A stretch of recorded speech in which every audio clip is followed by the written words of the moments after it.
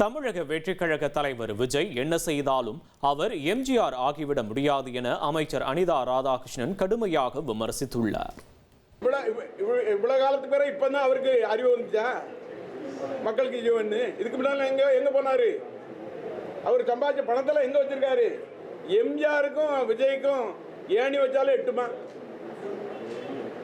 எம்ஜிஆர் திராவிட முன்னேற்ற கழகத்தினுடைய பொருளாளர், திராவிட முன்னேற்ற அண்ணாவுடைய வழிகாட்டில் வாழ்ந்தவர், கலைஞரோடு இருந்தவர், அது மட்டுமல்ல மக்களோடு மக்களாக இருந்தவர், தான் சம்பாதித்த பணத்தை எல்லாம் ஏழைகளுக்கு வழங்கியவர்.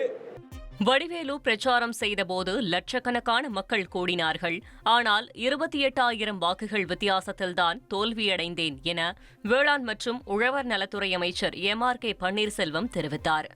நாங்கள் தான் வடிவேலை வச்சு ஒரு எலெக்ஷன் கூட்டு பார்த்தோம். வடிவேலை வந்தால் போல நான் தான் அப்போ 28,000 ஓட்டை தான் தோத்தேன். எம்ஜிஆருக்கு தான் மரத்தில் தொங்குனாங்க. ஆனால் வடிவேலை வந்தப்போ அவ்வளோ தொங்குன காட்சியை நான் அப்போ தான் பார்த்தேன். என் தொகுதியில் வந்து தொங்குனா மரத்து கிளையில இருந்தால் அவ்வளோ கணக்கான ஓட்டு, லட்சக்கணக்கான பேர் மரத்தை ஒவ்வாமே தூங்கிட்டு இருந்தான். நம்ம ஜெயிச்சுட்டான்டான்னு பார்த்தா அப்போ தான் 28,000 ஓட்டை தோக்குறேன். இனி செல்லும் இடமெல்லாம் செய்தி. தந்தை டிவியின் வாட்ஸ்அப் சேனலை ஃபாலோ பண்ணினா செல்ல இருக்கும் இடமெல்லாம் செய்தி.